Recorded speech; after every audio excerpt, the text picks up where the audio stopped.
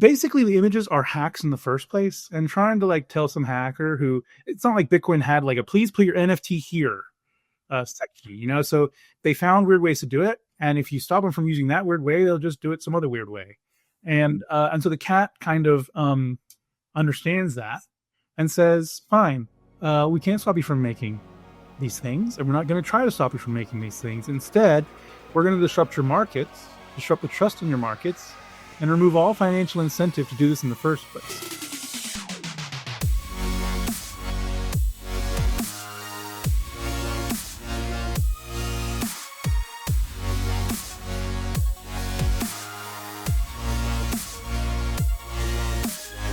What is up, guys? Welcome back to the show. I am Guy Swan, the guy who has read more about Bitcoin than anybody else you know. We've got the Shitcoin Insider back with us today. So this was, so there was a proposal recently that got submitted to the mailing list and apparently got censored. They were like, no, we're not going to talk about this, and caused a little bit of a stink.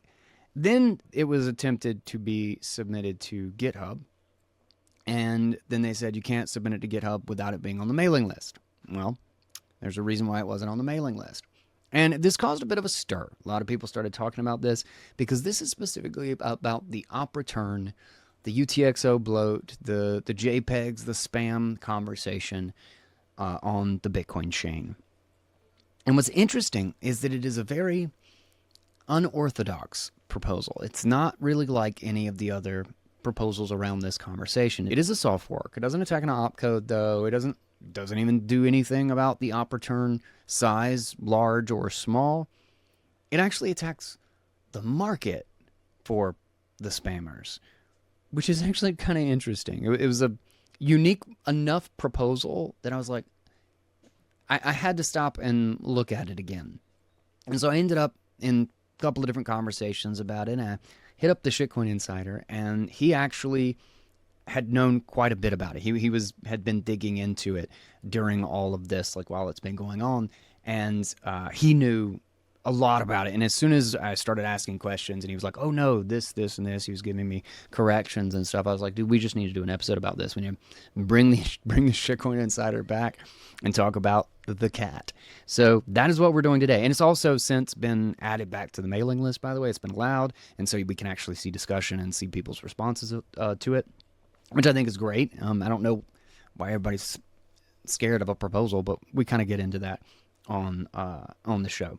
So a shout out to our amazing sponsors. And I actually just want to say something really quick. So when I got a Bitcoin-backed loan not too long ago when we were doing the work on the basement, and just out of curiosity, I get these things in the mail all the time of Quicken loans. You can get fixed rate and you can do all this.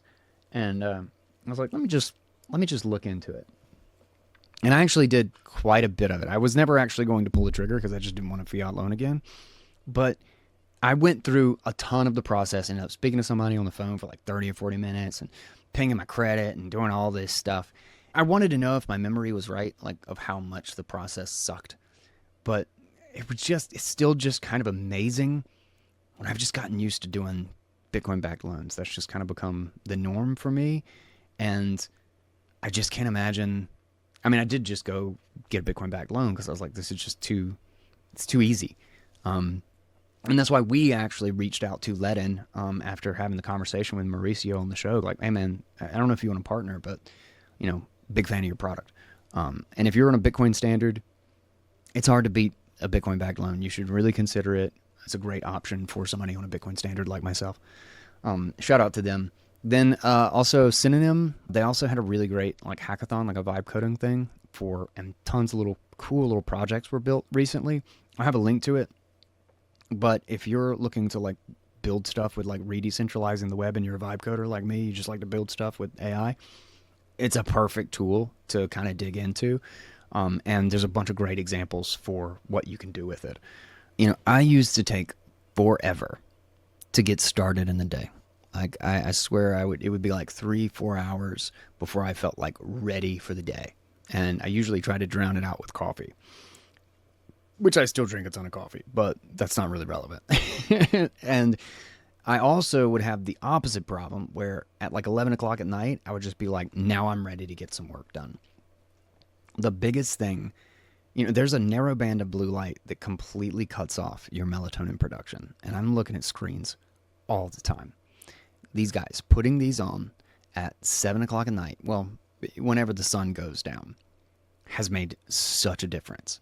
These are from Chroma. Not only that, they are like awesome Bitcoiners, and you can go to getchroma.co, and my code Bitcoin Audible will get you 10% off. Plus, they have like some really big holiday sales right now. So check them out if you haven't. I bet it makes more of a difference than you think, and it's a super easy thing to just stay in the habit of.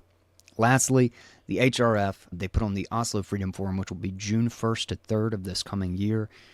It's an amazing conference, and they do so much incredible work fighting for freedom and keeping people informed around the stories of tyranny and encroachment, but then also the stories of success and how people fought back against it. Tickets, and as well as their financial freedom report, you can find right down in the show notes. With that, let's get into chat 154. This is Unpacking the Cat with the Shitcoin Insider. Well, dude, welcome to the show. Welcome to the show. We got the Shitcoin Insider back, man. I feel like the Shitcoin Insider was the good old days. Oh yeah, dude. So just my nostalgia. The biggest thing that I've learned since 2020 to 2025 in shitcoins is how much I wish the Bitcoin shitcoiners would go and use those shitcoins. I feel like I never appreciated how much we needed the shitcoins before. Yeah. I think I used to want them to die, and now I want them to like be more attractive. Want them to thrive so the shitcoiners will go back. Please take these people from us, please. That's hilarious. So I wanted to get you on because there's been a lot of, I loosely kept up with it, but one of the things with the spam debate and op return and everything, there has been a new development, and you have kind of been my source on this just because you've seemed to have really kept up with this one. Well, you kept up with both of the last ones. So we had a bunch of really good conversations about it. I was like, listen, this only makes sense. We should really just go into this on the show because I'm sure a lot of people have questions about what the hell is the cat. So there was a bunch of stuff about it being censored, and now it was up on the mailing list. Again, I'm still very loose on it. I basically know what I've asked you and you have informed me of. But for the sake of the audience, why don't you give us the overview of kind of what you and I have already talked about? What is this new proposal? What is the cat, as it is being referred to, I believe? Yeah, so I've got the GitHub pulled up on my screen, so I'm going to go off of that as the source of truth. Written by somebody in NIM named Claire Ostrom, and it is essentially a new approach at trying to stop some of the spam on Bitcoin, spam as in NFTs, tokens, etc., etc. The cat is interesting because unlike previous attempts to look at how to stop spam, which usually revolve around like trying to introspect into the types of transactions and then like van opcodes or whatever, like 444 or 110 tries gets rid of op if, which the ord envelopes, which is how you store ordinal like NFT images on chain, uses op if traditionally. But of course, then the ord guys will just be like, okay, we won't use op if anymore. We'll use this, op drop or whatever other op code, and we'll still make our little envelope. Like you can't. It's basically the images are hacks in the first place, and trying to like tell some hacker who it's not like Bitcoin had like a please put your NFT here section, so they found weird ways to do it, and if you stop them from using that weird way, they'll just do it some other weird way, and so the cat kind of understands that and says, fine, we can't stop you from making these things, and we're not going to try to stop you from making these things. Instead, we're going to disrupt your markets, disrupt the trust in your markets, and remove all financial incentive to do this in the first place. So you can do it all you want, but good luck trying to sell it. And if you can't sell it, the thought is that, well, if you mess up their markets and they don't and you make it a very unattractive place to buy and trade NFTs, then you just won't have those problems at scale in the first place. And the way it does it is unprecedented and very controversial for good reason. It does it by, and this is the short version. It's actually pretty detailed for a draft of a BIP at this early stage. But let's see, I'm looking through it now. So it's a lot to skim through. If anybody looks at Clear Ostrom on Twitter, I don't remember her name. It's got like some numbers in it. Oh, it's @ Ostrom, OSTRON 72158. Her link on her bio is the actual repo. Is it a new account or has it been around? It's new. No, it's new. It's definitely seems like a name that was made just for this. From what I can tell, that's been brought up. I'll link to the GitHub so people can check it out, and Twitter. And I don't blame this person, even if it's really a girl. I don't blame this person for probably wanting to be anonymous, because essentially what they're doing is saying, we're going to get rid of a multi-billion-dollar market and all of your assets in that market. That's a pretty scary thing to do. So, I definitely wouldn't want my name attached to something like that. There could even be like organized crime and who knows what in those markets. Those are definitely not like saints. So the way it does it, the unprecedented and highly controversial way it does it, but it's also brilliant in a way. It looks at, instead of trying to find, because ordinal transactions, the way that they track their NFTs is they put them in the ord envelope, they put the data on chain, and then they use the ordinal theory, which is how you track each Satoshi according to it's contrived, but it's their way of tracking Satoshis. You use the ordinal theory, which numbers each Satoshi, and you say this Satoshi number 1 million is this NFT. So whoever has Satoshi 1 million, just using that number, obviously as a random number, whoever has Satoshi 1 million has this NFT. And if you sell Satoshi 1 million to somebody, now they have this NFT. The NFT doesn't actually move. And on a normal node, this Satoshi number 1 million is just a normal Satoshi. It's just it doesn't have any if in it, doesn't have any data moving along with it. It's just a normal send of normal Bitcoin. Looks like I'm sending you some Bitcoin. And that's part of the brilliance of their ordinal system, is that, you can't really censor the NFT because it looks like somebody's just sending somebody some Bitcoin. The difference is the ordinal system knows, well, that's not just any Bitcoin. That's ordinal. That's Satoshi number 1 million. And Satoshi number 1 million is this dick butt over here. Whoever owns the 1 million owns the dick butt. Yeah.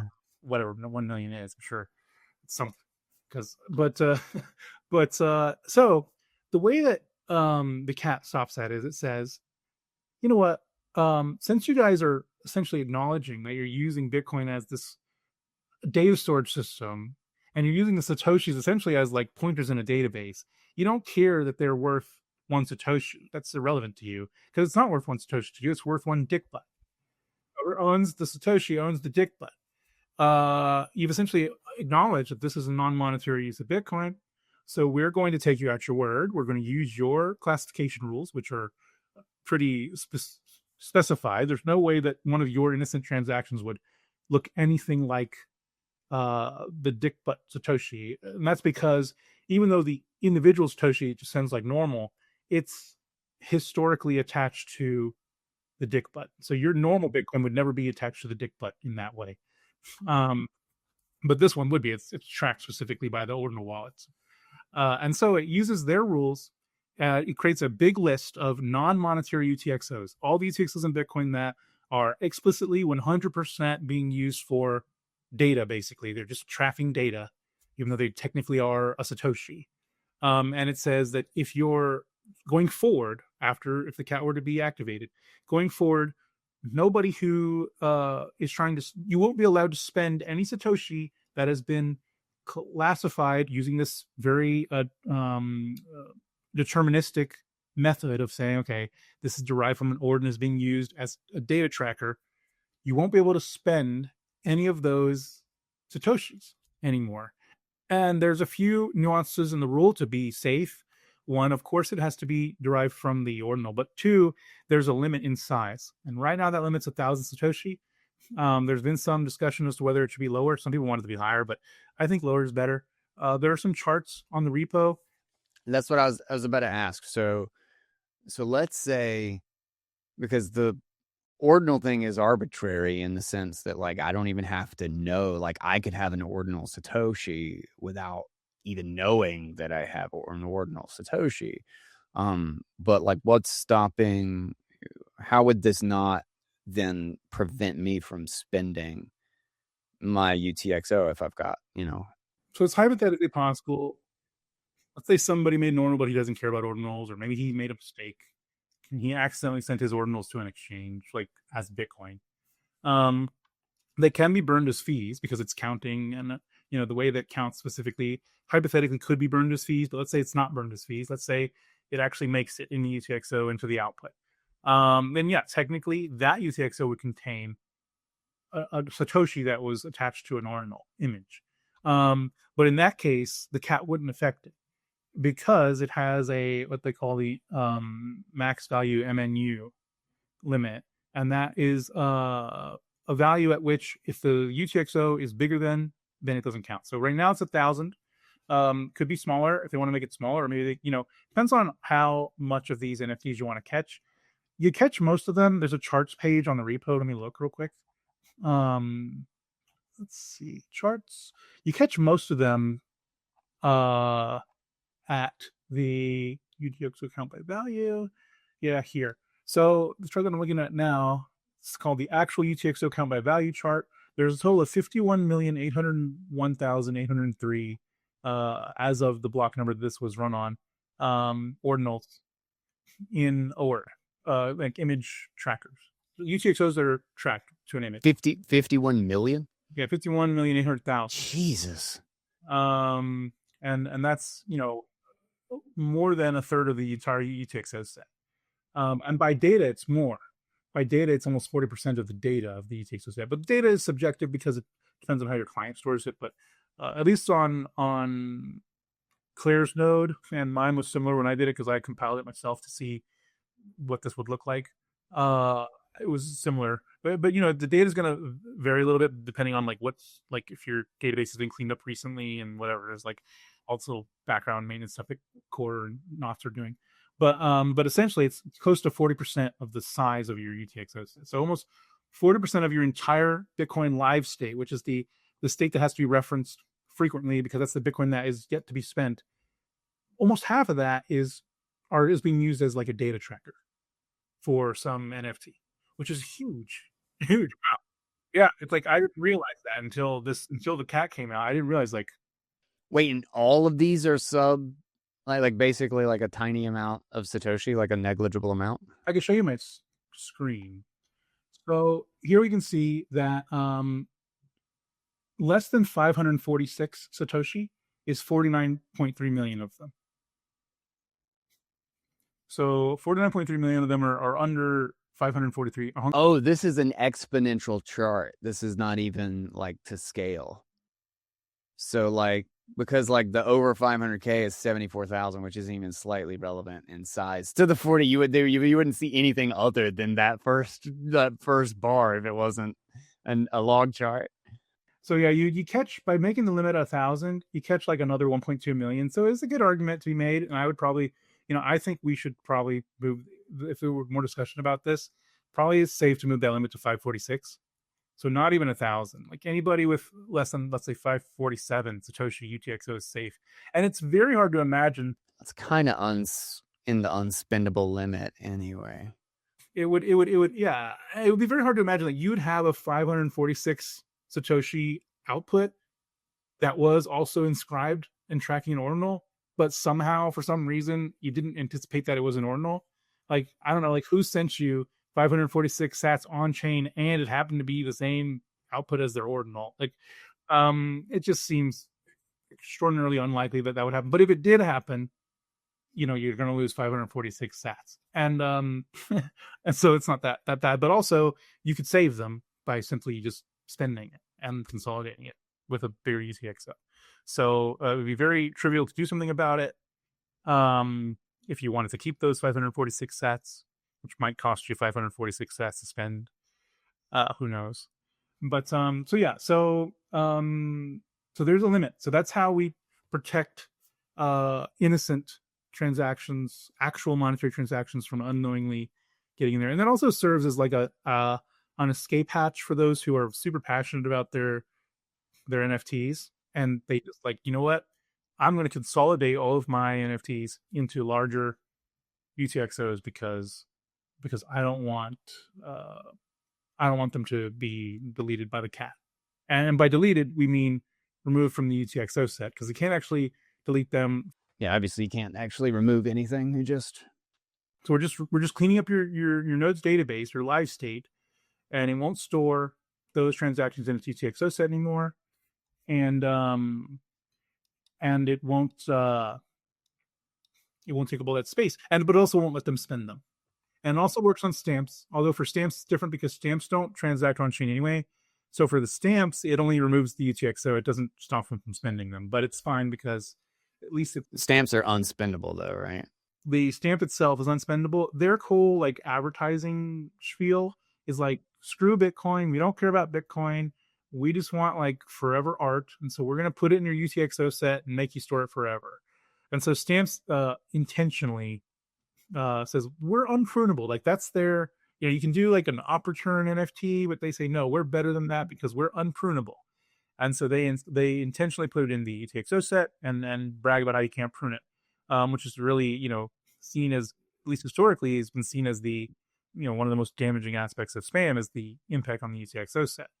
And so this, while it won't stop the stamps from spending, it will remove the stamps from the UTXO set, which essentially makes them. I have a question for you, and maybe you don't even know precisely the answer, but because I know there are some where it's like, oh, you can't remove this because like there's this apparent unspendable nature of a public key or whatever, like a proof of burn address, but you technically don't know for sure that it's actually proof of burn. Somebody could have actually generated the highly unlikely public key. Is this kind of the same situation with stamps? Because like I've always wondered why there wouldn't be a kind of like best, most likely, like 99.9% chance that you can prune this stuff and not worry about it sort of thing, where I could drop everything that is apparently a stamp on the chain. There are some, and I had not done like an analysis to see like how many of these would be affected by this, but there are some fake pub keys which don't actually correspond to any valid point on the curve, and so they could never be spent ever. Again, you can mathematically prove that like this key could actually never, it just couldn't be signed for, right? Yeah. But that's only half of the total keys. So I mean, half seems like a lot, but when we're talking about basically an unsolvable amount of space, you take one bit away, that's half of the data gone, but the other half are on the curve.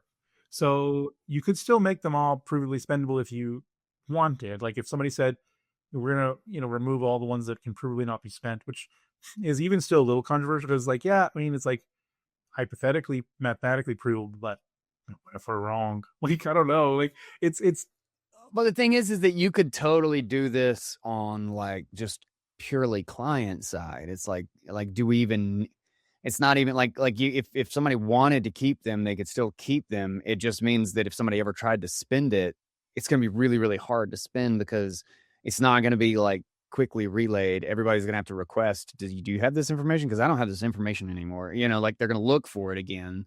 I wonder if there's just like I don't know. I've always wondered that because like a lot of this stuff is literally unspendable. And it's like, okay, how do we designate it as unspendable? And it's like, if it causes a delay to them, but they're using what is essentially an exploit. It's like, I don't really care if they have a delay, you know, like it's not my obligation to make it work for them if they're doing it, if they're literally using it in a way that it's not, you know what I mean? There's a really cool proposal by, I think it's Robin Linus that proposed it. And it's on Delving Bitcoin. I've heard some people talk about it, where essentially it makes dust, it like archives the dust, and then if you are the owner of the dust, you have to go through some extra steps to submit, like in the transaction, you have to tell everybody basically like, this is where the dust lives, and I'd like to spend it.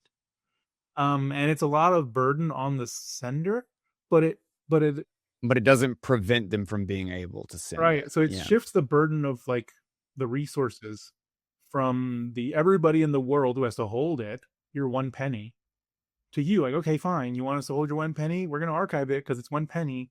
But if you really want that 1 penny later, you can go through these steps and prove where it's at, and you can get your 1 penny back. You know, it shifts the burden. I remembered the proposal, something like that. I can't remember who was it. Ruben, you said? Linus has Linus. Yeah, the guy who does I think he does a bit VM stuff. Yeah. No, I thought that was an interesting proposal because like trying to fit there are these like kind of naive ways that would pretty much be 99% accurate, like insanely relatively accurate to clean up the UTXO set and lower a lot of burden without actually doing almost any damage. And you could leave it up to, you could leave a path to recovery without actually like the relative cost to benefit would just be, it just seems to make perfect practical sense to do something like that. And now there's an open question: how damaging even is the UTXO set? This is funny. I've been watching the mailing list since this cat thing came out. It's very interesting to me. It's an interesting conversation because it's like, yeah, Bitcoin is permissionless. The money is uncensorable, but it's like, but what if, at what point what if it's like 80% of all the data? What if it's like 99% of all the data, and for a fact it's like somebody's penny spam and they don't care about money? Like, do we forever say like, no, you know what?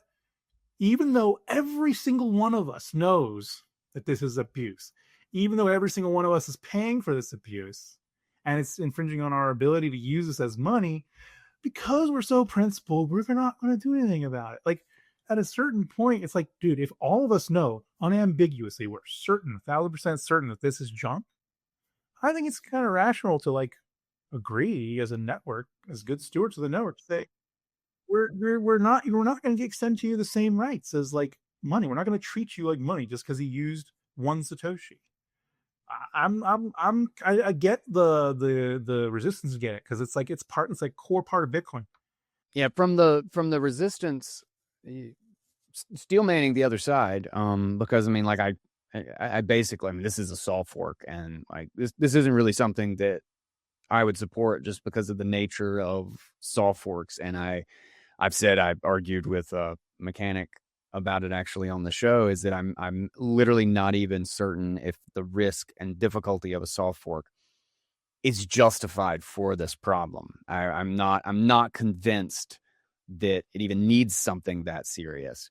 But the interesting thing about this is that it's not, even though it's quote unquote, or actually no, let me steel man the against, since that's the position I'm taking, is that sats are fungible. Like sats are fungible. The network needs to be dumb, right? Is it doesn't need to say these are good sats and these are bad sats. And this is essentially what, and it makes sense too. I like the name, or did they call it the cat? Did the person who did this call it the cat? Okay, they called it the cat. Okay.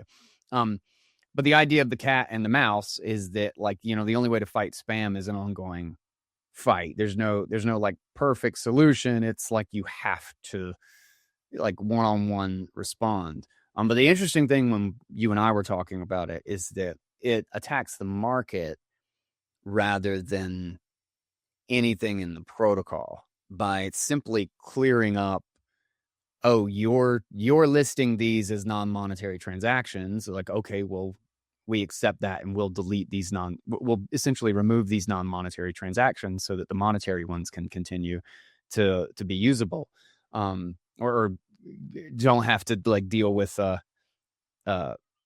we're not paying the cost to keep your non-monetary It's an open question transactions. how damaging the UTXO set is. Gregory Maxwell is responding on the mailing list to Claire, saying essentially that this was a negligible amount.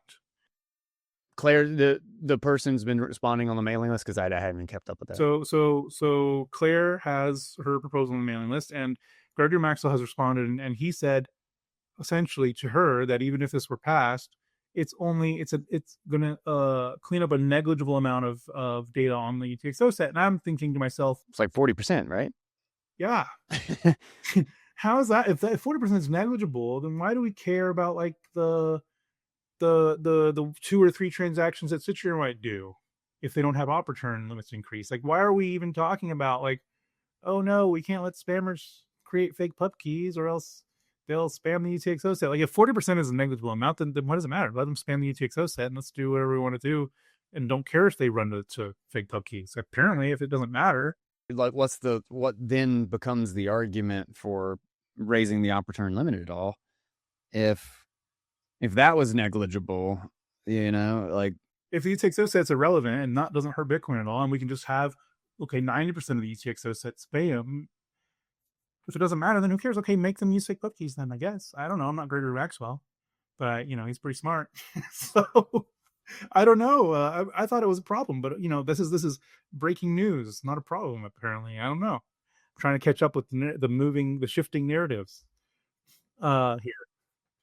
And I think hopefully maybe there's a lot of good that can come out of the cat, and I do understand why people are, like you said, you want sats to be fungible, you want the network to be dumb. I think that's totally fair. I think it's definitely scary to think that the network could discriminate against a good sat and a bad sat. And in general, I would never support anything that does that generally. But I do think, though, if it were a problem, if we did say, if it were a choice between, well, maybe you won't be able to run a node anymore because of all the spam there. I don't even know if that's an outcome that's possible with UTXO spam or not. I'm just saying, if it were the case that the UTXO spam could materially result in like regular Joe can't run UTXO set or can't run a node anymore, or we have to do something drastic like say, okay, maybe the abuse of the network isn't fungible with like people using it as money, which we kind of already have. Like every network kind of already accepts this. Like when there's an inflation bug or any other clear abuse, the network says we don't care like what rights you thought you had. This is obviously something that nobody wants, and we're gonna just roll it back or fix it or whatever. This is the thing that has always like bugged me about the conversation on censorship, on the idea of like, especially like mempool policy being censorship, which is so ridiculous to me. But is that like it immediately begs the question as to what is a bug? Like what is an exploit? Because you have to say the only way to actually come to that conclusion is to conclude that what they're doing with stamps or creating fake pub keys and like using literally like empty opcodes or empty script information that doesn't actually have a function, but just tricking it into into sticking in pieces of a JPEG. You have to figure out how to argue that that's not an exploit of the transaction format of the use of the system, because as soon as we're doing that, that's the only way that you can say that any of this is censorship, because otherwise you're saying we shouldn't fix exploits or bugs. Like, so like the suggestion that it's censorship immediately begs the complete beginning of the question. Like it only works on your premise that NFTs are valid are actually monetary transactions, or they're the reason that Bitcoin was designed the way it was supposed to be designed. Because okay, the what was it, 200 billion Bitcoin transaction was an exploit. It was a bug, but it was valid.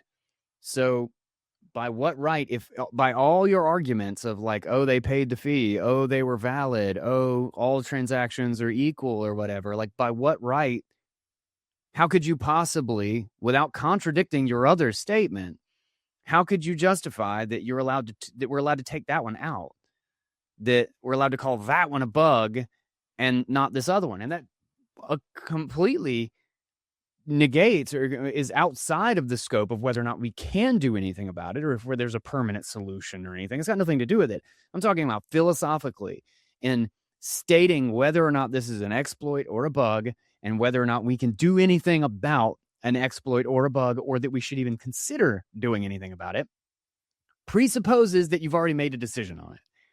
Like so you can't use that downstream argument to justify your premise when it only actually makes sense if you've already agreed on the premise. But I do think, and maybe this will come from this discussion, because one thing that I like about the cat the most is hopefully that it starts more discussions about spam in the first place. Because there is a large group of Bitcoiners, I think, that just shrug at spam and say, who cares? I don't care what they do. Let them spam if they want. And okay. Some days that's me. Some days I'm just like, I'm so sick of this shit. And maybe if we can, maybe Gregory Maxwell's about to teach us all how the UTXO set's totally irrelevant and you can clog the whole thing. It doesn't matter. I don't know. But like, if that's the case, it literally has no technically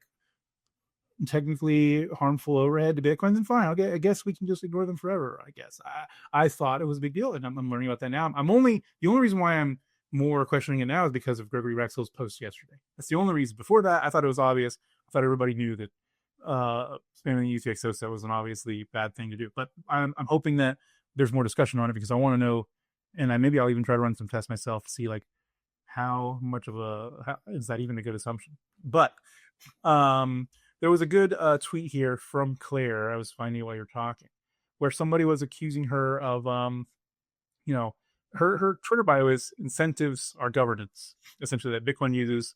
Let me actually pull it up so I don't mess it up here.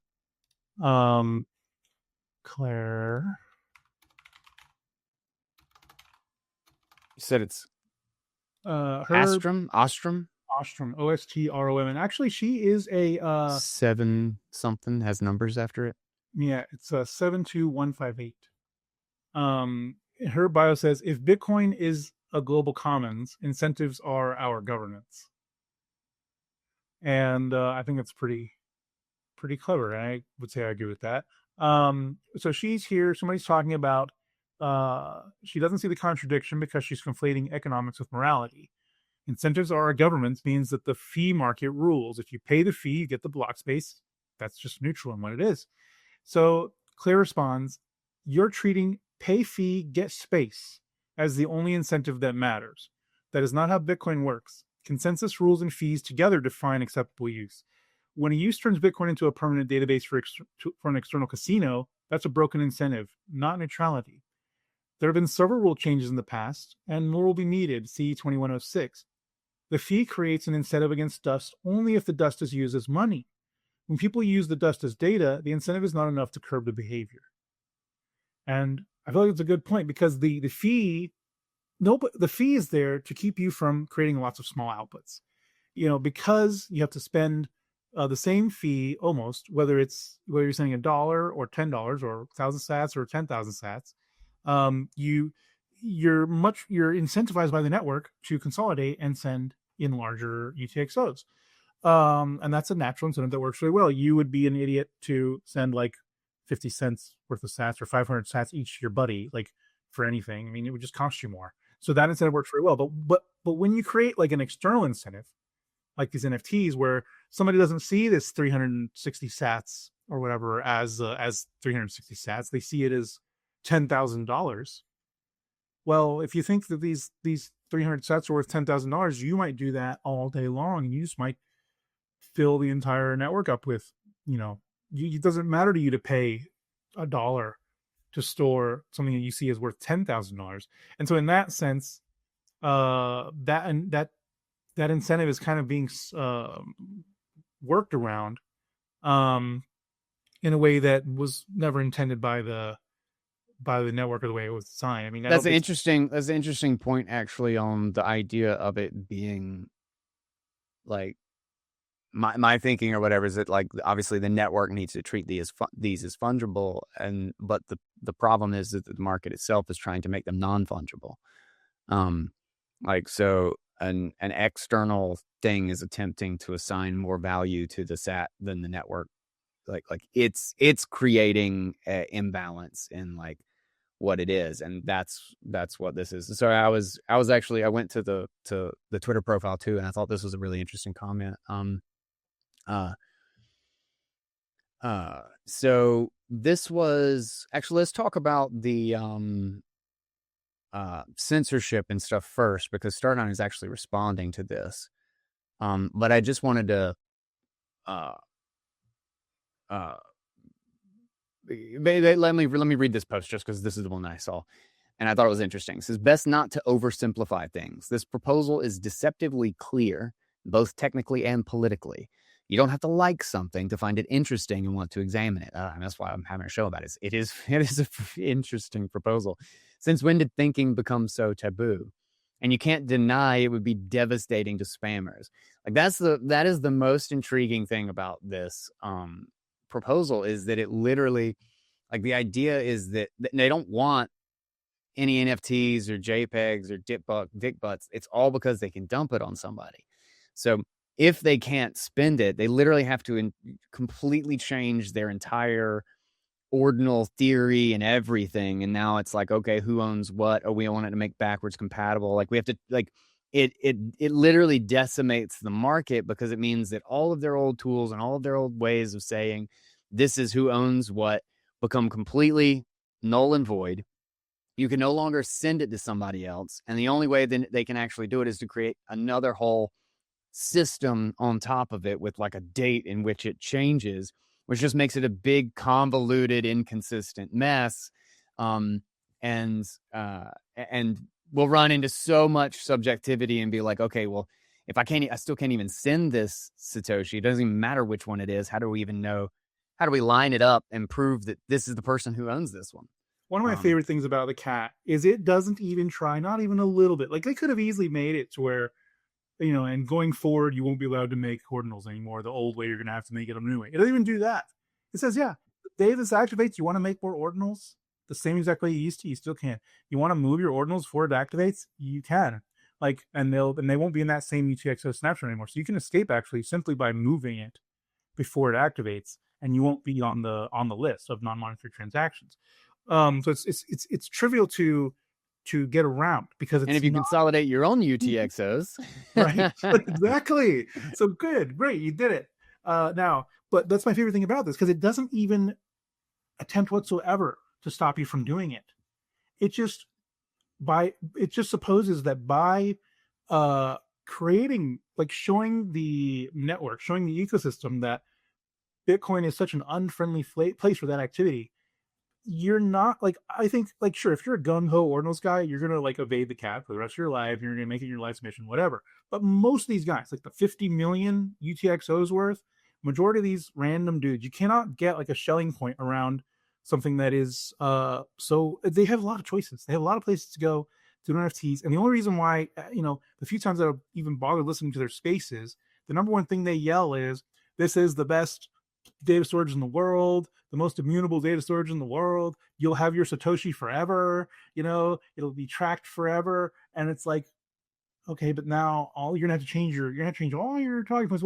Well, it was kind of tracked forever, but you need to do this proof of key ceremony over here now, and you're gonna have to. I know you liked ordinal number 1 million, but now you're gonna need to put it on, number 13,752, because well, don't worry, just sign with your old keys, put it on 13,752, and just pretend like that's your NFT now. Like, they can do that, and they will do that, I'm sure. But like, that, it just destroys their narrative. It destroys trust in the markets. Some people don't understand how devastating that is, and I do. Part of my history as a Shitcoin Insider, in 2019 and beyond, I used to run, communities for some of the biggest NFT projects there were. I became intimately familiar with like the kind of things you could accidentally say that would make people just go crazy. Like, if they even like got the tiniest hint that you're about to like change this, they actually fall in love with these rules. People think, oh, it's all pretend, so they won't care if they just make a new pretend. Like, they actually care a lot. they become so the same way that Bitcoiners do, ironically. Like, we care a lot about things like that the block hashes match. If tomorrow we said, we're doing a new fork, but now all the Merkle tree is totally different. Your signatures still work, everything's fine. Don't worry, your signature's the same, but the hash is gonna be different. We'd go crazy. Like, no, you can't do that. We want the same hash all the way to the Genesis block.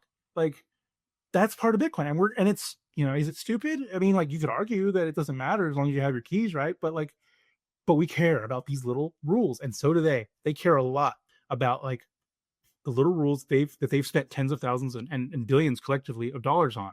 And if you destroy those little rules, they don't like, some of them might not care, but as a majority, they absolutely care. And it's not just the Bitcoiners they have to worry about. The other shitcoiners will be the ones laughing at them, because like, you guys were so dumb buying NFTs on Bitcoin. You could have just bought it on Ethereum where they don't fuck with you.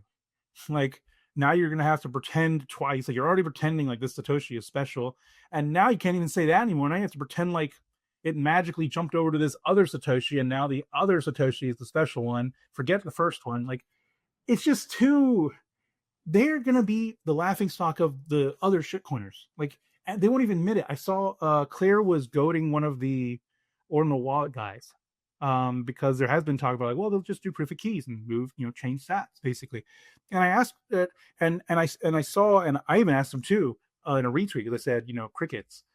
Like, he said, would you support this proof of keys thing? Would you support like moving all of the ordinals over to a new Satoshi, or do you think that would like degrade the value and what it is? He didn't want to answer. Like, even like hypothetically, they don't want to answer because they know, like, Bitcoiners can cry all they want about how they won't care, but he knows if he answers this question, his community is going to go, man, wait a minute, what? You're considering moving our ordinals to a new Satoshi? Like, to even admit that, like actually admit that, like in an official capacity, would be devastating to them. Now they can use that as a threat to us, so to make us feel like they don't care, but they can't actually say that out loud. They're not gonna. He ended up finally making a joke about like, oh yeah, sure, just put an airdrop on it and I'll move whatever. But he's laughing, But like, I think people are underestimating how much damage this will do those markets. You're not going to have big trends of crap coins on Bitcoin anymore, because they also, even if the cat never happens again, or even if it never even happens the first time, for the rest of time, at least in the as long as in the memory lasts of this event, they're going to be worried that like, if they do make some big new NFT series, that it might also get catted. Like, even if you don't even threaten them, like, why would I'm not, if I was an NFT collector person, I'm not going to go to like some random protocol that is actively trying to delete my stuff. Like, I'm just going to pick another one. That's kind of like so in creating that kind of incentive, I think you're doing something more powerful than trying to stop them. Yeah. No, it's undoubtedly interesting. And I also don't quite get and I think it's honestly just because everybody's so butthurt about all of this stuff, because, I talk with like knots people who just like can't even entertain or listen to anybody who says anything in support of core, or like I get hate for having merch on, and or Rob or whoever it is, anybody supporting the other side. And then the same thing, like, I'm a scammer because I have mechanic on with the round table, like in the reverse. Like, and it's just like, why is everybody, what the fuck are you so afraid of that you can't have like a conversation about these ideas, And like, all I can think is like, I mean, like, I wouldn't support this, but I really kind of feel like it's funny. I found these Start9 posts, but this is kind of how I feel about it. It just, it's like, it's interesting. It's interesting to me. And let's talk a little bit about the censorship. And I think this is part of the whole, like, being butthurt about stuff. Is everybody's just so aggressive on this, anything that feels related to the op return issue. There's so much just, I guess, PTSD or something. But so Start9 says, not sure what to make of this proposal yet, but attempting to silence it is ridiculous. Allegedly, Ostrom72 whatever submitted the proposal to the mailing list, but it was censored. So she submitted it to the GitHub, where it is now being rejected for skipping the mailing list. So that's That raised some eyebrows, even among people who don't give two craps about the proposal and would never even remotely consider it, because they are principled individuals, but they're not only principled about, like, you know, just going along with whatever core says. There also happen to be principled individuals generally who care about, like, precedent. And so, yeah, maybe I don't agree with this proposal, but why is it being censored exactly? Again, you can't say because it's confiscatory, because some of the quantum proposals that have been approved and are currently have in deep discussion are explicitly confiscatory. Like that's the other thing, is that they're not out of the realm of discussion, quite the opposite. And this is exactly why for similar reason, don't support any of the quantum proposals on that issue, because it's confiscatory in a whole different way. And even if you give like 5 years, it's a whole different story of someone, like, like, let's say they're not attacked, or somebody has $20,000 in Bitcoin and they just have no idea that this is even going on. They're completely disconnected from it. They just think, oh, I've got my keys, this is in the background, blah blah blah. And this is their like long-term thinking about it. And then we upgrade and theirs happens to be one of the vulnerable addresses. They're not attacked. Nothing actually happened, because the likelihood of this, or maybe even the difficulty of having any sort of an attack on any keys, takes 6 months, a year to break something. And normally, might as well just mine Bitcoin at the $20,000 worth, that it would just cost them $80,000 to even attempt to break the key. And so there's like all these caveats, but then they miss it. And then suddenly they can't spend their Bitcoin. That's locked. Like if that happens to one person in a system, in a thing like that, like that's a utter failure. Like this is the sort of thing that like you just don't do. And for the sake of being like, well, somebody's going to get Satoshi's coins and be really rich because they broke cryptography. It's like, that's the kind of the consequence of. But I still support it being discussed. It needs to be discussed. Well, yeah, but I've read it on the show. I've gone deeply into the conversation, and I wouldn't censor it, even though I disagree with it. Quite the contrary, I like explaining why I disagree with it. I think it's important. I think if we, pretend like these ideas don't exist, then how are people supposed to know they're bad ideas if they are? Yeah.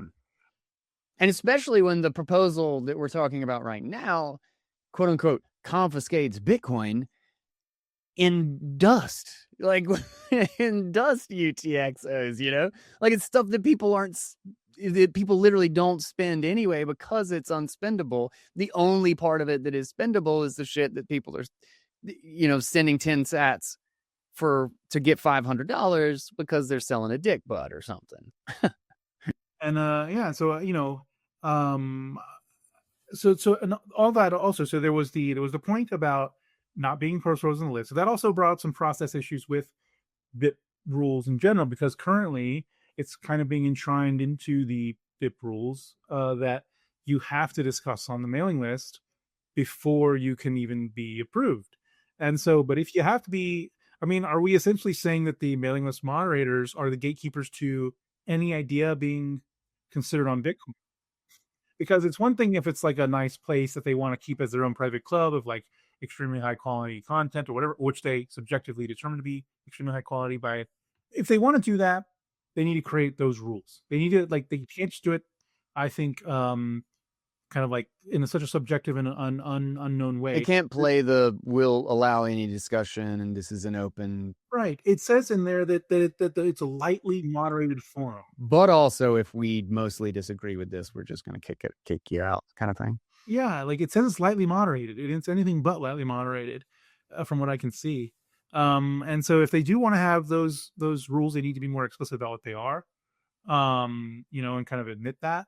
But then we do have issues, though. I think that one of the reasons why they don't admit it is because then you have to deal with the issues about, well, if something's, not popular to the moderators, does that mean that the Bitcoin community doesn't get to discuss in any official capacity? They can pretend like, well, go to Twitter and talk about it, but that's like, it's not. That's the Bitcoin has always been kind of like, and this is, I've been a Bitcoin apologist for at least 10 years, if not more. And one of the things that we've always told people is like when they ask, because they inevitably do ask if they're technical, well, who are the developers? How is this thing not controlled by the developers? It's like, well, it's an open repository that anybody can submit changes or thumb on the scale, and they're just essentially doing the organizational and maintenance work of like pushing things through that have been reviewed and are popular and wanted by the community. It's not just like whatever the maintainers want goes. At least it hasn't been that way in the past. You don't actually have to sell your Bitcoin to access its value. You can actually borrow against it very easily without selling it. But when you do this, you need to be careful. You need to do this with a company that is trusted, one that has survived a bear market, and one that will literally show you that they have the coins, that they have proof of reserves or some mechanism where you can look at your balance and know that it is safe. This is why I've been a huge fan and a customer of Ledin for a few years now. So one of the Bitcoin-backed loans that I got a few years ago to finish renovations and the basement and studio in my house, I would have paid 3 times as much Bitcoin had I just sold it, as it now takes me to just pay off the loan. And that's if I sell the Bitcoin to pay it off, which I think I'm going to be able to get equity out of the house and pay off the loan and get all of my Bitcoin back.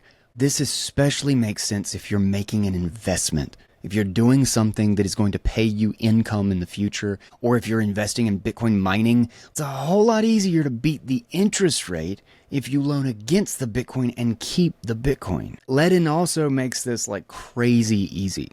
Like if you went to do this right now, you could probably get the money by tomorrow. They do proof of reserves twice a year, and I check. It's a very easy process. And you don't have to do monthly payments if you don't want to. You can just accrue the interest and pay off in chunks whenever it makes sense. And best of all, they just recently got rid of all the noise. They had some other features. They had Ethereum loans. They're like, nope, chop it. They had a yield product. Nope, chop it. They had loans where you could get a lower interest rate and they didn't have it on their books. They lent it out. Nope, chop that. Now it's just custodied, fully backed Bitcoin loans. Doesn't work for every single situation or every person, but there are some times where this is an incredibly valuable tool to have. Don't overextend. Remember, Bitcoin is volatile and read the details. But if you need access to your Bitcoin's value and you just don't want to sell, Ledin is a brilliant and simple tool for doing exactly that. And I've been a happy customer for a couple of years now. You can check out the links right down in the show notes. It's Ledn, ledin.io. This has been one of the most damaging things to me. Sorry, put a pin in that and hold on to that thought. This might be very similar, but is that like I think it actually does them a huge disservice and poisons the trust in both the openness and the objectivity, I guess, of the conversation around this. To like, there's a big difference between being like, okay, this is super controversial and we're getting a lot of non-useful comments or whatever, and then removing the unuseful comments. Then we're just going to remove this, or we're going to prevent this from being talked about at all because it's controversial, or we don't agree with it and we're just not going to do it. Like those are totally different universes. They might kind of in practice look similar, but they're totally different universes for when it comes to trust. Like I'm perfectly okay with treating a stupid proposal as like with a legitimate response and then leaving it at that. But I think the largely seen as stupid or bad proposals for whatever reason should stay there with the reasons they aren't good proposals. Like, because then that makes it clear that you're not censoring stuff. Like imagine if like it's like our Bitcoin was kicking out everybody doing like the Bitcoin Cash stuff and all of that. And I had a bit of a problem with that even then, but it was Reddit. It's a Reddit conversation. Like of course it's going to be a mess, of course. So like there was a part of me that was like, Thamos is like, well, he's kind of a dick or whatever, but at the same time There's nothing saying that you have to allow this, and the conversation becomes horrid no matter what you do. And there's like piecemeal moderating it was going to be very, very difficult. But if this is a GitHub and or a mailing list about actual proposals, and somebody submitted an actual proposal that was Bitcoin Cash or Bitcoin Unlimited, then we have an actual discussion about it. And if somebody comes in and they're just flaming or like trying to turn it into Reddit, then okay, stop those conversations or pause them when they become retarded and unable to speak to. But you actually benefit a lot by proving that you actually are confident in your explanation or confident in your conclusion by leaving it there for people to read and actually having an open discussion about it. And so and sorting out what is just bullshit comments versus something that people are actually considering or that is a legitimate proposal, whether or not it's ever like, I don't think this is going to actually get soft forked in, but it's an interesting, it's unique among the other proposals on this issue. That is at least something to give it credit to. And I'm glad they added it to the mailing list because and actually allowed discussion to it, because if you had a good argument against it, you wanted to be on the freaking mail, you wanted to be available for people to actually have that conversation, and that you don't look like a bias, you don't look like you're just like disallowing conversation around anything that you just don't immediately support. Especially I saw some of the other things that they have approved. Like there's something they approved the mailing list, which is just titled "Op return spam is no big deal," something like that. It's just like, and it's just a rant, like a 10 paragraph rant from some dude. Like, I don't think op return spam matters at all. It's no big deal. Screw this. Stop talking about it. Who cares? And that was approved. Like, that's not even proposing anything. There's something developmenty about that. And that just, to me, that feels a little like if you care about spam and you know, it's not about substance or value to the conversation. It's about like, are you aligned with what everybody else wants to hear? Right. And that's definitely, you know, I don't know. Is spam an issue? Like, that's the question. Because some people, I mean, what's your take right now? Like, how do you feel about spam in general? Like, how big of a problem is it? And would you support something like the cat? I'm kind of like waiting with bated breath right now because of the last post. Gregory Maxwell is one of my absolute like most favorite Bitcoin developers, and so I respect everything he, you know, he's, you know, we're basically on Greg Coin right now. Bitcoin is Greg Coin. He's been, if he ever like were to pass away or quit or whatever, like Bitcoin, who knows what would happen to Bitcoin after that. So he's got me thinking now when he called the cats 40% of UTXOs as spam as negligible, like basically nothing. That's like, wait a minute. Is he like being hyperbolic here, or is he being serious? Because I might have to rethink everything I thought I knew. Because I thought the reason we did all this stuff with op return, and you know, the reason why we've been even the original op return existence in the first place, was because of a threat of more fake pub keys. The Pepe stuff was starting to use fake pub keys and bare multistig. And they said, no, this is bad. It's going to clog the ETXO set. We need to like make a way for them to do this, which is less harmful. Now, this has just been like my programming, I guess. My bias in Bitcoin is that if you do things in a harmful way, it's going to harm Bitcoin. That's what, I don't know. I never like quantified that with numbers, but so I just kind of been taking them at their word. But now if we say it's negligible, I don't know what I think. But yeah, if there's real harm that can be demonstrated through spamming the network, then I would absolutely support something like the cat ideologically, because if I can't run a node because you feel like you want to like spam each other like 500 Satoshi, like while I would rather not, you know, play the game of who gets to decide what's good and bad, I think it's a very, very slippery slope and a bad path to take. If, you know, push comes to shove, of course I would shove those things away if it meant that Bitcoin was going to be impacted in any negative way. It's not, I don't feel ideologically like, I don't feel like I owe them anything when they're so, I feel like discernment is something that we don't use enough in society as well as in Bitcoin. Like there's many things which, like, let's say like some soccer, some like freedom of speech, like I know the law, like guy he's obviously stalking some woman, but like he knows all the laws.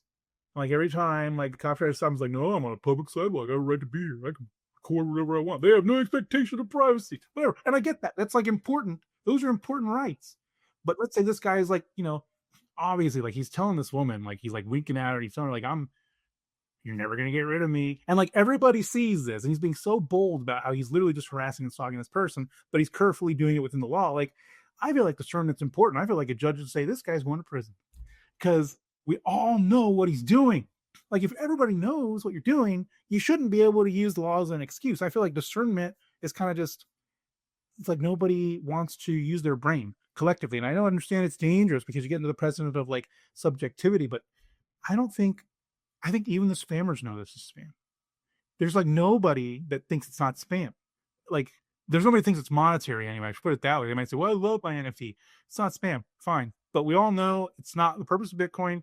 We all know that you guys are basically hacking this data on there and that this isn't what Bitcoin's for. So I don't really have a problem when it's so obvious, when everybody's basically in agreement on, and you can't get consensus without everybody being in agreement on what it is. I don't feel a problem with using my brain and saying it just is bad. And it's bad in a way that's like technically bad. It's not even morally bad. It's technically bad for the network, at least if that's true. Mm-hmm. Yeah. And I will actually say, I realized I didn't even finish the comment before, talking about the proposal is deceptively clever, both technically and politically. You don't have to like something to find it interesting and want to examine it. Since when did thinking become so taboo? And you can't deny it would be devastating to spammers. But the last line was, that said, we will not be supporting using the cat to freeze, stamp, and ordinal UTXOs. So just in case anybody thought that Star9 was coming out in support of the cat, I want to make sure I got that last line in and I didn't get clobbered on social for this. Guy Swan definitely supports censoring UTXOs. Definitely. Guy Swan, good. You would be insta canceled by like all the people. It would be like CNN News. Guy Swan supports censorship of Bitcoin. Only dick butts, man. I don't. Yeah, I mean, like, if it's not a technical problem, if it's actually like Greg Maxwell's going to show everybody that, you know what, this whole time we've been saying we don't want to spam the UTXO set because it's so harmful to the network, but actually, just kidding, it's not. Fine. If it's not harmful, then I guess who cares? I mean, can't really stop them anyway, except for it was and I've referred to the name. It's Lornick. I swear to God, that's not what it is. Merch actually said, when I was talking to him, he was like, "Oh, you mean this person?" and said their actual name or how it's supposed to be pronounced. Well, it looks like it's pronounced Lornick to me. I know it does. It looks like Lornick to me. That's what I've been saying in my head, and it's done. It's in there. But I had a private conversation with him, which was really cool, really good, because he's been doing a bunch of tests on like node performance and stuff with all the new versions of Core, and like as upgrades go on, and his benchmarks where he said they're getting better and better even with the growth of the UTXO set.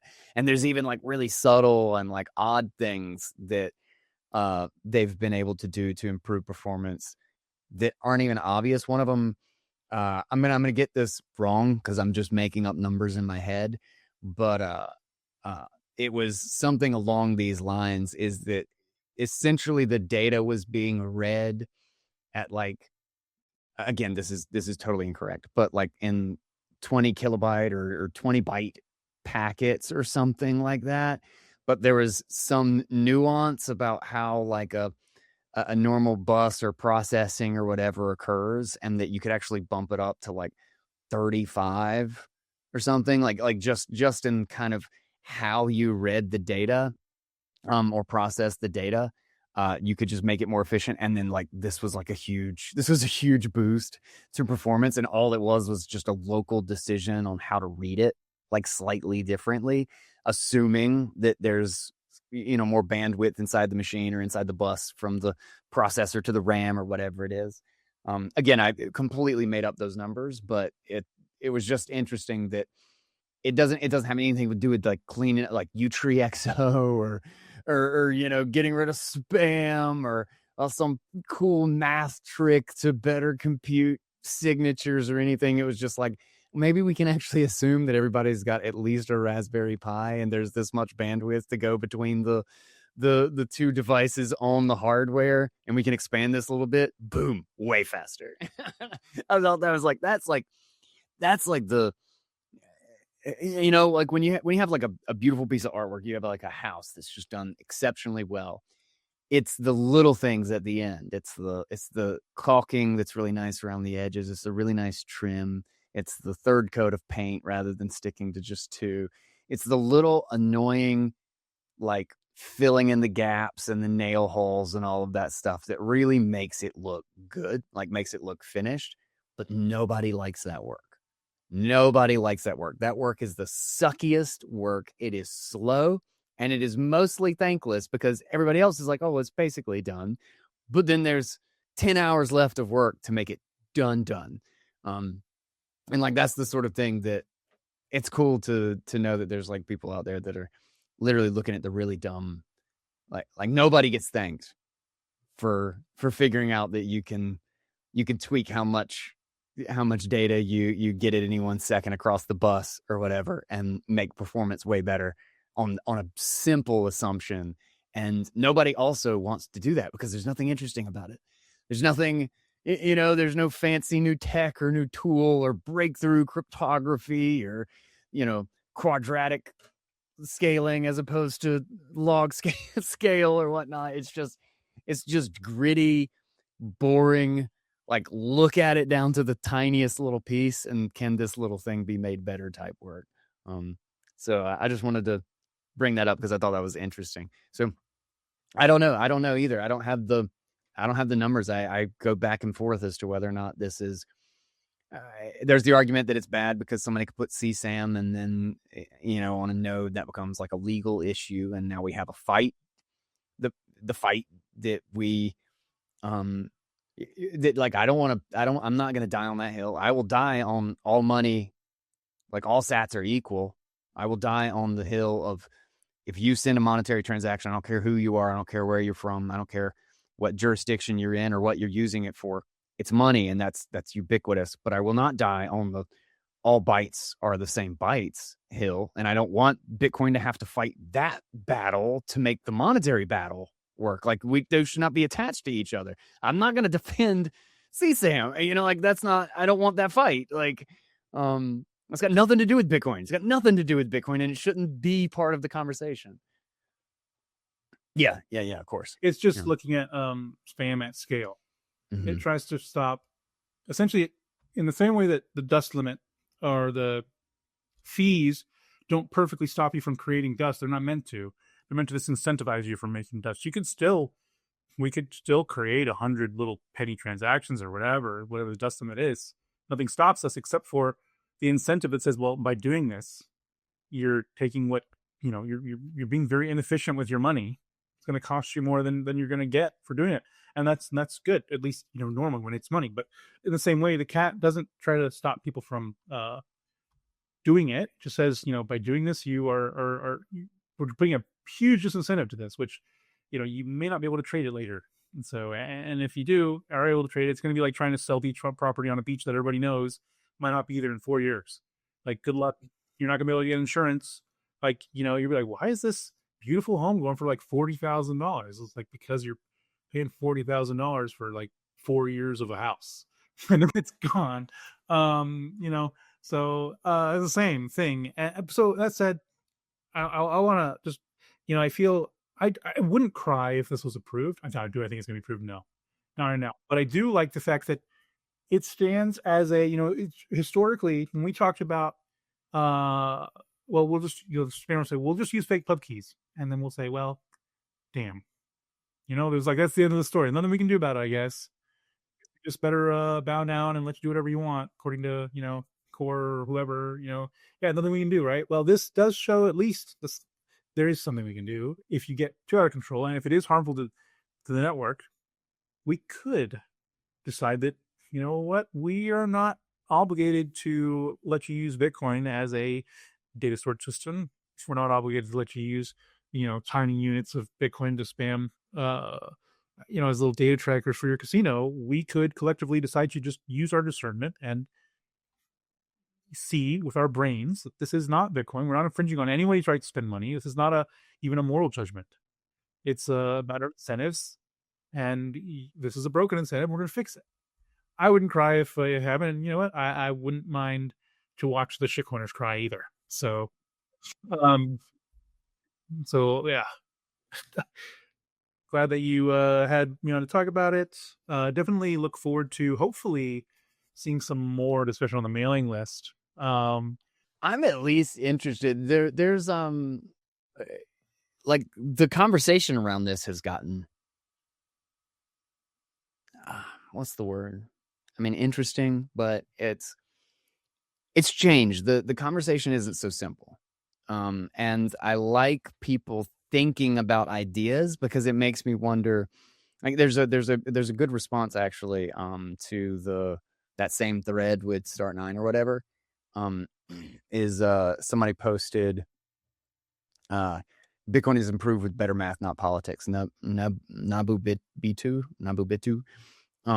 But it's about using U3XO to compress the state bloat and basically putting certain this is similar to what we were talking about just a little while ago, is compressing stuff that we can like 99.9% know is unspendable or is explicitly non-monetary or is explicitly dust, and then forcing them to provide more data, putting it on the owner to actually demand to be out of the compression, like demand to be active again. And I really kind of like that proposal because it's not confiscatory.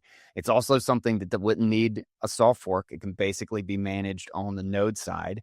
And if most nodes engaged in this, it would just mean that your propagation through the network is much, much slower, which is totally fine because it's explicitly non-monetary transactions.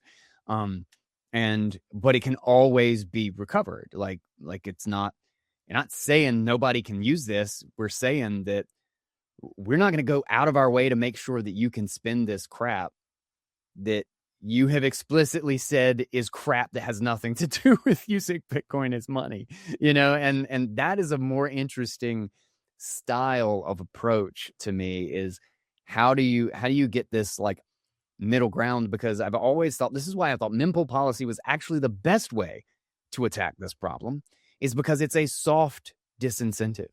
It's not an explicit, you can't do this.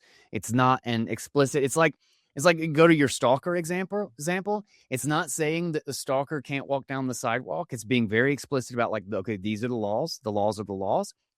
But instead, letting other people in the neighborhood walk around right behind him with like a horn blaring right into his ear. It's like, well, we're going to use the law too, and we're going to annoy the shit out of you because you're bringing down the value of our neighborhood. You're saying you are literally intruding in our community. So we're going to disincentivize you from being here because you're a piece of shit. And it's like that I feel like is the real way. And it's also it's the cat, right? It's the way of like actually doing a soft attack. And that's what bugs me so much about about the decision that Core has made, and that the Core client has, the direction that they've taken is they've basically said, we're not going to do anything about it. We're not going to disincentivize it. We're just going to be nothing at all. But at the same time, they've said that they make the argument that the reason they need to do that is because this is a problem. That the UTXO bloat is an issue and we want them to use op return. And it's like, but if it's a problem, like if we are admitting that there is a negative outcome of this, like, and maybe we're just using that for the simple sake of like, it's a convenient excuse and really none of this matters. And sometimes I fall in that bucket, but if it's not, if these are meaningful excuses, if these are meaningful reasons to do it, then it seems to me that it's still completely meaningful to create a soft disincentive, to just make it a little bit harder to get your shit in the chain, to propagate through the network, and basically make it so that the default isn't going to serve you, In exactly the same way that if you're stalking somebody in our neighborhood, we're just not going to make you comfortable. We're not going to go out of our way to make sure that nobody's keeping you from getting around the corner, or I just might happen to drive out of my driveway at the same time that you need to cross it, and you might have to walk around my car. Like it just like that feels like to me the way to treat this. And it's like, why are we pretending that we can't? It's like getting mad at the dude who's walking around with the blowhorn, behind the stalker, and then saying you're not allowed to be mad at the stalker. It's like, bitch, this is very obvious why I'm here and why I'm doing this. And I'm also not breaking any rules or doing anything. I have the same rights as he does. I'm going to blow my horn in his fucking head, like, Yeah, that's such a good way of using the example. Yeah, exactly. And it does seem, that's the weird part about it. And that's what sometimes, when I'm feeling conspiratorial, I wonder if like, are the mailing list moderators like, secret ordinal whales? I think, oh no, we're definitely not going to let this proposal get through, because that could have an impact on our ordinal value. Like, yeah, I feel, and I'm totally, I would not be surprised. I hate to say it. Like everybody says all the core people say, "Oh, we hate spam," but then you'd look a little deeper, and it's like, do they really? They are all buddy with all the people who make the spam. They go to the same events. They talk about the same stuff. I feel like in a way, spammers have more to talk to with a lot of the devs than the non-spammers do, because they're the ones kind of pushing Bitcoin's limits more. I mean, you and I, if we're just sending UTXOs back and forth and paying for stuff, like, we're not doing anything very exciting to a developer who is like wanting to work on the protocol. But like some guy who's trying to like contrive new ways of like storing lots of data very cheaply, or cheaply as possible, and create like zero knowledge programmability schemes to create like whatever, like these meta protocol, like, you're doing some fancy nerd stuff that might be a lot more fun to talk about to a protocol dev or a Bitcoin dev, especially if they used to intern with certain programmatic shitcoiny things. I mean, like, so, I mean, it does scare me though. I mean, I want the Bitcoin developers to be Bitcoiners. I think that's not too much to ask, right? It's kind of like you want the people that run your chess club, not to, yeah, like, you want them to care about the rules that make it a good chess club. And, if they got a bunch of friends that love checkers and they keep coming in and they constantly want to like use up the tables to play checkers, and then all of a sudden the chess club leaders are like, well, 40% of the tables can be used for checkers when there's enough checker players in the room. It's like, well, wait a minute, but why? Like, this is a chess club, you know what I mean? So I want to be sure that the people who are in charge of maintaining Bitcoin code, who are now, seeming to be more influential than ever before, than ever I can ever remember. Almost, and I mean, and Brian Bishop is even pushing. He's been lobbying. I don't know if you've seen, but he's been lobbying to privatize Core. And he is one. I think, yes, it's in the mailing list. He's been very open, posting messages about how he thinks it should be privatized, and in a way, it's more honest to say, I think we should privatize Core. He wants it to be. He doesn't think that this type of protocol development should be open to the public, because he thinks it's a waste of resources and a waste of time to address the public, and it should be a closed group of people that know what they're doing and that are in charge of doing it. And the thing is, Brian Bishop already kind of has a lot of influence over the ecosystem. He is, as far as I can tell, when if you Google him, he's associated with the mailing list. He was one of the ones that helped migrate the mailing list to Google. So, could be, maybe, I don't know who the moderators are, but maybe Brian Bishop was one of those moderators. He obviously doesn't feel like this should be an open thing anyway. So in a sense, if you feel that way and you're kind of treating it that way, it's more honest to say we should make it more implicit that it is private, because it's it's kind of deceptive to treat it that way and not be implicit about it. Yeah. See, I don't know how I feel about that, because like to one thing, I mean, sure, like there is a part of me that like gets that, and there's nothing like wrong with a private entity doing a thing, but it didn't start out that way.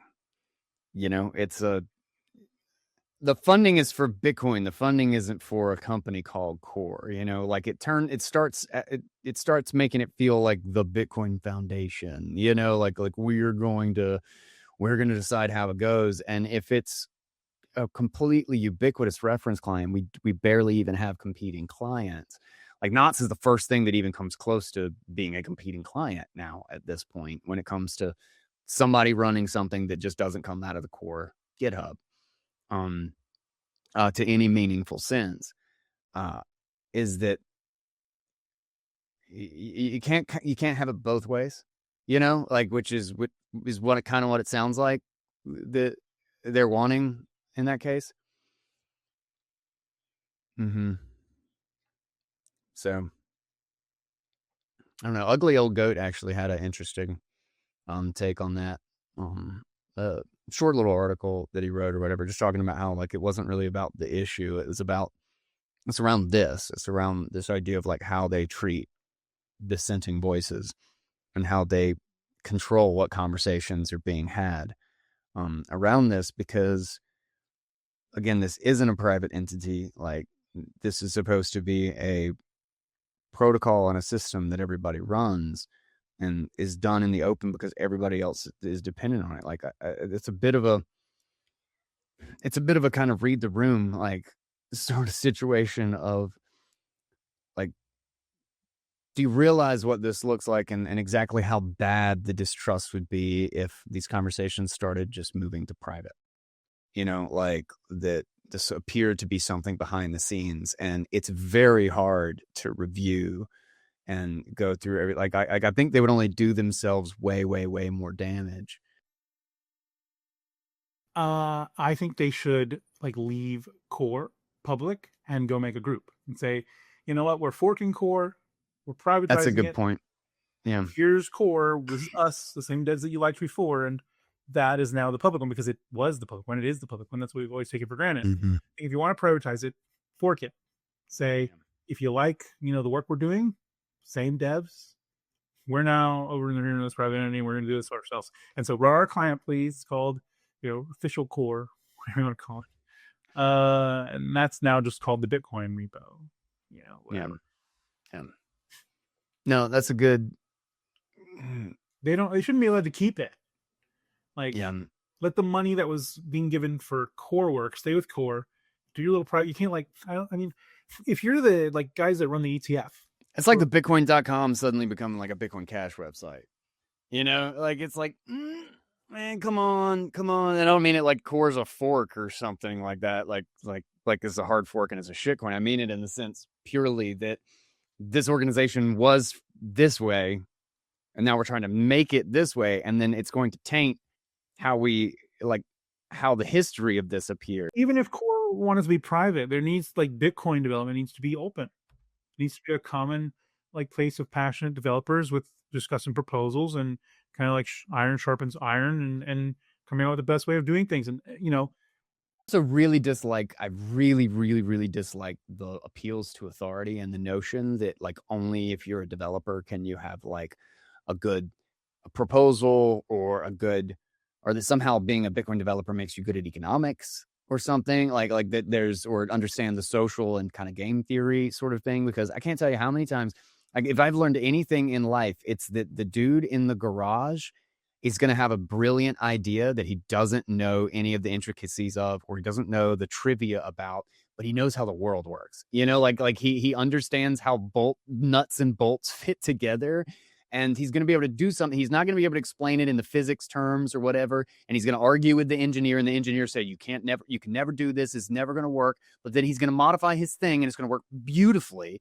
And then we're going to have to update how the engineer thinks about it, because he's just going to know, the biggest and stupidest thing and the most dangerous thing from an authoritative perspective is to dismiss somebody who you think isn't good enough or doesn't have the right credentials to make a comment or to share an idea about this, because you're going to have your foot stuck in your mouth at some point. Absolutely. And that's another reason why I feel like AI is such a threat to some of these groups, because they've kind of they've got this artificial barrier of well, you're not even going to have access to the, last 10 years of knowledge that we have. And it's not about knowing the thing. It's about the fact that you won't be able to know the thing. And so it's kind of like, not without studying the last 10 years of whatever has been discussed. And, but with AI, it kind of like shortens the gap. Like now you can kind of compress the last 10 years in a readily digestible format, get pretty like 95% caught up to what you need to know, and what you don't know you can probably figure out within like much. And you still have to be a smart person with the ability to critically think and understand. But you can close the gap a lot faster now, and it's kind of like weakening some of the well, I'm a developer, so I get to be more important because I know how code works. It's like, well, now I have a calculator, so I also know how code works. And so now listen to me, Mr. Developer. I've got an idea, just like you. And the code part, yeah, we all can code. Duh. Look, my calculator does code. Yeah, monkeys can code. What happens when monkeys can code and they don't have their little club anymore of like, they can't join this club unless you spend the last 10 years learning like how binary works on like inside of a memory chip or whatever. Like you can just, bring your calculator and you've just knocked down that wall. It's scary if you've always kind of leaned on. There's that developer worship. I really don't like developer worship. A lot of these guys, even I don't want to say any names. I won't say any names. But there are a lot of people that kind of get off on the fact that I'm a developer, and ultimately, like the things that they're like, yes, they know how to code, but they're not doing anything that's like they're not like earth shattering in terms of like other developers. But they still feel like that the mere fact they know how to program somehow makes them superior to like guys like you, for example, or anybody who is like really freaking smart, actually understands how things work, but you don't know how to like write a script, without going to GitHub. I can't even tell you the difference. I can't properly explain. This is something I ran into today, actually. The difference between a runtime and an environment. And it just drives me freaking nuts because I do not have the mental image, but I can understand if an idea is sound when it comes to how things relate to each other in a program, and whether or not that's one of my favorite things to do is to dig into like how it is that Bitcoin knows, that Bitcoin is DDoS proof, or that, that you can create a system for maintaining privacy. I don't know how to implement it, but I love Dandelion is genius for preventing, timing attacks on where you are, where the transaction is coming from in the node network and stuff like that. A lot of these guys, they're not even a tenth as smart as you, but they feel superior to you because they know the difference between a environment and runtime or whatever. Like, and it's just like, it's not actually that important. It's not actually like that impressive even. This is actually something similar to a Mike. Oh God bless, I can't remember. I keep forgetting his freaking name, and I'm probably going to be debating him soon. God, why can't I remember his name? Wait, I've got a conversation going. I'm gonna look him up. But he was talking about how like somebody had didn't know some sort of economic term that he was debating with Mike Brock. And he was like, see, this is why you don't even understand. You don't even know what aggregate demand means or something. I can't remember. I can't remember what it was. But you don't even know what that means. So how do you even think that you can discuss this issue or whatever? And I'm like, man, that's good God. Like, that's such a, like, to me, that suggests that he's the one who is unable to reason. Like, he's the one who's having like a logical block, because aggregate demand or whatever term it is, that's trivia. That's not logic. That's literally that's this vocabulary. Exactly. Like, it's got nothing to do with concept. Like, I might not understand what mise en scène or meet cute is when it comes to filmmaking, but I can definitely tell you whether or not this is how to tell a story. That has nothing to do with whether or not I can tell a fucking story, because I know the trivia of like what it means for the main characters to meet for the first time, or the aesthetic of the scene around it. What's the terminology? Who gives a shit? I can tell you a story. I know how to tell a story.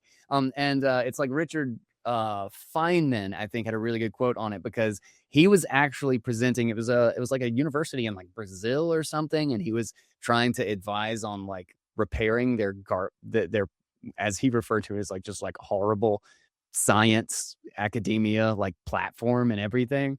And he was trying to explain something, and one of the students like challenged him on this, and he was like, do you know what this formula is or whatever?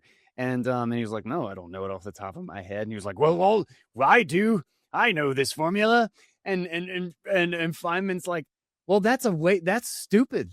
I can look it up in 6 seconds. Can you explain this concept? Or have you just memorized a bunch of formulas that take me 3 seconds to go look it up in a book? I haven't bothered to waste valuable brain space on a bunch of dumbass formulas that I could look up. It's just like learning your multiplication tables or whatever. So I have a calculator. I don't need to memorize all of that stuff. What's 124 times 124? Go. Yeah, who cares? let me punch it in really quick. If I ever need it, I can easily just call it up with a computer. How can you talk about block space at all if you don't even know what 1 kilobyte times 1 kilobyte equals? Yeah. But like that's this whole idea between like trivia versus logic, and I've run into this like so much of people like, even if your whole theory is wrong, why would I bother learning the lingo?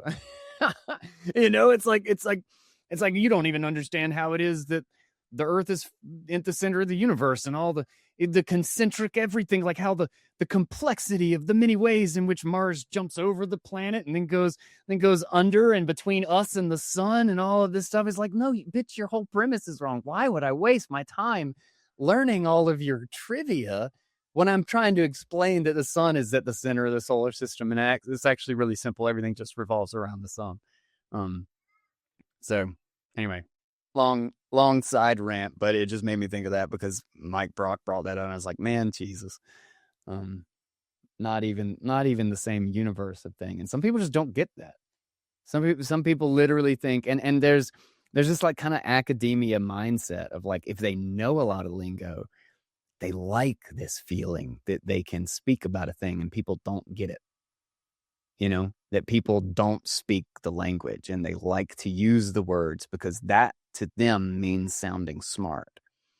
And I've always kind of felt the exact opposite. I hate it when I end up using a bunch of lingo and stuff that I can't explain something. And again, Feynman, perfect example. It says like, if you can't explain this to a middle schooler, like to a grade schooler, then you don't actually get it. That's something that, and one of the problems, I think it comes into what people's who aren't as conventionally intelligent view conventional intelligence as. I feel like they feel like if you don't know the words, then you're not smart. Dunning-Kruger, yeah. It's like, yeah. And it's not even just that guy trying to sound smart. It's also everybody who listens to him. Something like, yeah, he talked to Guy Swan. He didn't even know what whatever random, like, he didn't even read aggregate marginal utility. Yeah, so obviously, like, utility token is. Guy thinks he knows about economics. Ha ha. Like, okay, he explains it with houses and fish. That's not economics. It's just. What about GDP? It's kind of our society, at least in America. It's kind of like our conception of intelligence in the first place, and that, I tell this to my son. It's not about. He was wrong about something the other day. He was trying to find the optimal solution for something, and the math ended up being wrong. And it ended up not being the optimal solution. It was a Lego race, building Lego cars and racing them down a ramp. And so he thought, well, I think that if I just make my car as heavy as possible, it won't matter about anything else. So he just stacked a bunch of Legos and made a big brick car, because that's a pretty good theory. Like, if it's heavier, it'll go down. And it ended up not winning. I had a lighter car, and my lighter car ended up winning. But I didn't tell him, like, you're wrong. Like, you were wrong, but, like, you were thinking about it in the right way. You should be thinking about it in terms of, like, how, what actually matters in terms of making your car go faster. And then you should optimize for that. And so you did optimize for it properly. Your hypothesis was just wrong about what we should optimize for. But still, like, there's two wrong answers aren't the same. Like, when you ask somebody, how do you spell China? One kid says SWHZZZY. The other kid says, like, CHYNA. like one of them's thinking about it. The other one just has no freaking clue. And so I don't think they're both wrong. I think like one of them's actually like kind of right. I'm not going to tell him he's right because I want to, make him wrong, but like he's doing what he's supposed to do to find the answer. He's reasoning through why something is. And that's so understanding the why and the relationship. All you need is enough words to understand a relationship. You don't have to, hell, you don't need any words.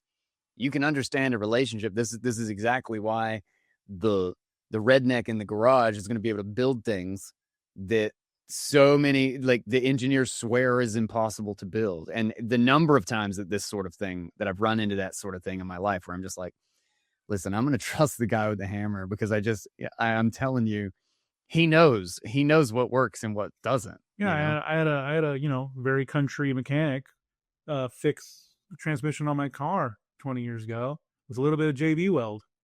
When all the big mechanic shops saying, no, you can't fix it. It's got it's busted and you're going to have to replace the whole thing. Like that block isn't replaceable. This guy's like, dude, I can JB weld that. It's just like a little gash. Like, I know how to do that. The book tells you, no, you can't do that. It's going to, impact the structural integrity of the system, whatever. Like, no, but actually I don't think so. I think if I put a ton on there, it's going to work. It's not going to break. I understand how the JB weld is. I understand how this box is put together. And if I put a fuck ton of it on there, it's not going to break. Listen, okay, I've had JB welds break. I know exactly how I would do it to make it do break.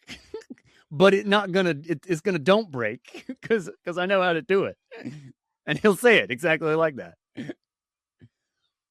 Nope, this one's gonna don't break. Yeah, I couldn't afford whatever they were trying to tell me, $7,000 for a new transmission. This guy did it for $300, and I rode that car until it was, until the tires fell off, man. $300 repair that all the the guys at the dealerships and the ones that went to school, whatever, said, no, you can't do that. That won't work. There's no way. That kind of stuff is the story of my life, man. Over and over and over again. My brother too. Like that's why I always take my stuff to my brother, right? Because he gets it like nobody. Of course, he does kind of know the trivia of it all too. But like he can just. It's so funny. We one of the things we did is we had a transmission lock up on us once. And it's like one of those things where like now a lot of times like in the new cars, they literally make it so you can't, like, so it's like really difficult. They tell you don't change the transmission fluid. And it's like, what? And then there's like a Honda that will have like, they have like a big magnet or whatever that's supposed to catch all the metal shavings to quote unquote clean the transmission fluid. But it gets clogged up after 100,000 miles or 80,000 miles or whatever. And it just stops doing its job. And we had a transmission lock up on us and they said, no, it's total. You'll never recover this thing. This thing is dead. And he was like, no, that's BS. We're going to fix it. And so we flushed it, put in new transmission fluid, ran it a bit, tried to get it to change gear, wouldn't change gear. Flushed it, did it again, did it like 3 or 4 times.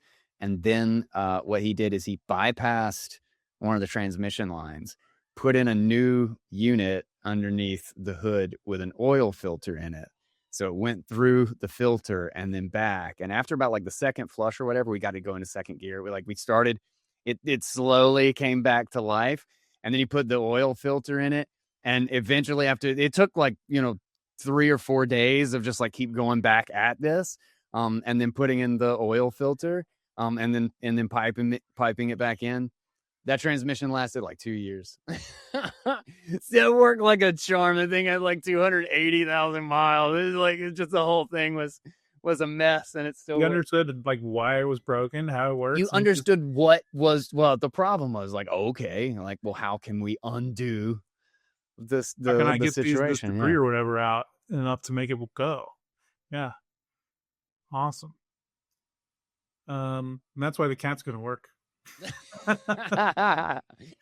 Because I feel like screw your kitties, screw your NFTs. I feel like Clear actually seems to get it. I mean, like I said, I've worked in this space, and I see how if you don't like just even the threat of saying all your old owners are about to be unspendable. Like that, nobody buys that. That's the house on the coast. It's about to be flooded in 4 years. Like you just can't sell it.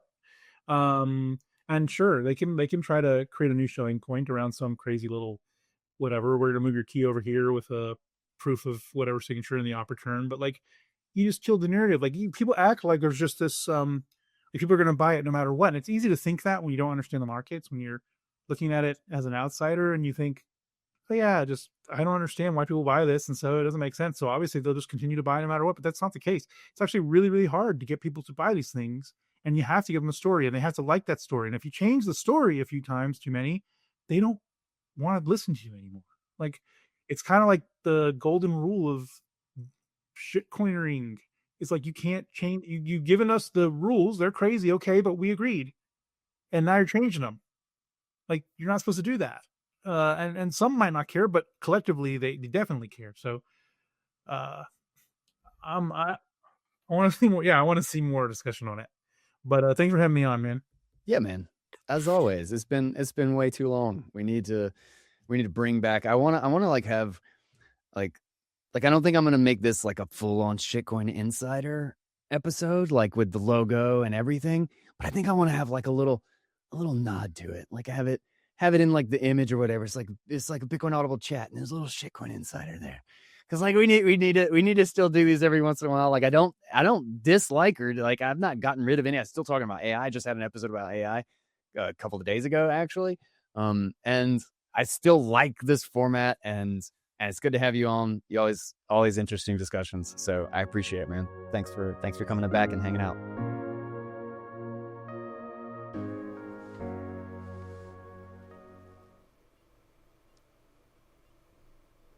Shout out to the Shitcoin Insider for joining me again for a little bit of throwback and a fantastic conversation about the cat. I'm curious what you guys think about this proposal. To what extent you think a response is warranted to this situation, to the UTXO bloat is even a problem, and do you support a soft fork? Do you support the Taproot cleanup bit, 444, and or the cat, or none at all, or V30. I'm always eager to hear and like talking to everybody about their perspective on all of this. I mean, as long as they can have an adult conversation. That's not everybody on either side of this. But, shout it out, call me stupid, say I'm a scammer for supporting or talking about one on the show or the other. I'm going to be here talking about it anyway. So I hope you guys enjoy it and like the show and enjoy digging into this stuff with me. Again, shout out to the Shitcoin Insider for always being knowledgeable whenever I need him to be.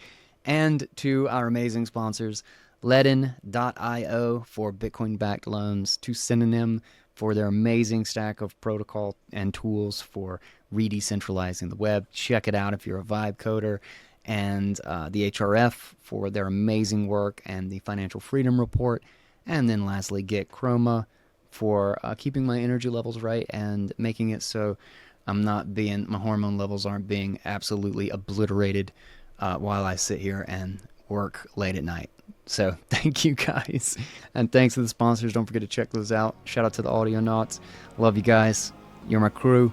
And I'll catch you on the next episode of Bitcoin Audible. And until then, everybody, that's my 2 cents.